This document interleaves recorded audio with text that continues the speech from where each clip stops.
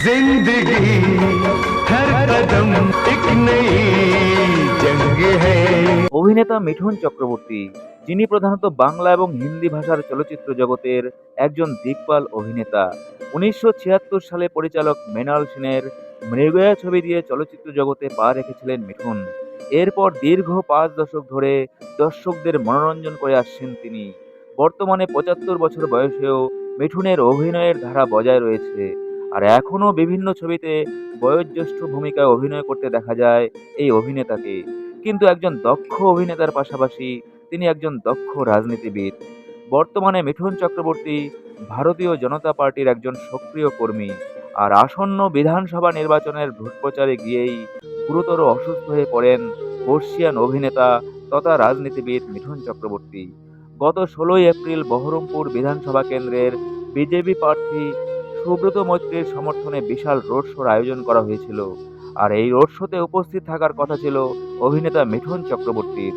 আর road show চলাকালীন আচমকাই গুরুতর অসুস্থ হয়ে পড়েন তিনি।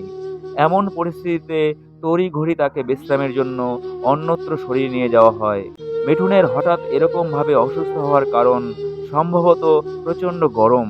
আর এই তীব্র গরমে রোড শো চলাকালীনই মিঠুনদা অসুস্থ হয়ে পড়লে সঙ্গে সঙ্গেই তাকে প্রাথমিক চিকিৎসা দিয়ে অন্যত্র সরিয়ে নেওয়া হয়।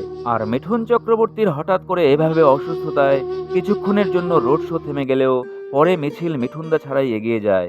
বিজেপি সূত্রে জানানো হয়েছে যে মিঠুন চক্রবর্তীর অসুস্থতা তেমন গুরুতর ছিল না এবং অতি দ্রুত তাকে বিশ্রাম নেওয়ার জন্য কলকাতার দিকে রওনা হতে বলা হয়।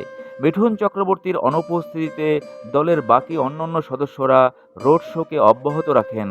তবে বর্ষীয়ান অভিনেতার হঠাৎ এরকম করে অসুস্থতার খবরে উদ্বিগ্ন হয়ে পড়েন তার ভক্ত তথা অনুগামীরা। এমনিতেই ওনার বয়স হয়েছে অনেকটাই, ফলে আরও বেশি চিন্তায় থাকেন সকলে। সম্প্রতি আশা ভোসলে এবং রাহুল বন্দ্যোপাধ্যায়ের প্রয়াণে শোকাচ্ছন্ন গোটা বিনোদন জগৎ।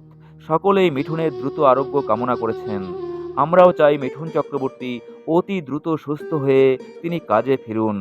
এই বর্ষীয়ান অভিনেতা মিঠুন চক্রবর্তীর দ্রুত আরোগ্য কামনা করে, তার সুস্থতা কামনা করে তাকে নমস্কার জানিয়ে শেষ করছি আজকের ভিডিও। जिंदगी हर कदम एक नई जंग है।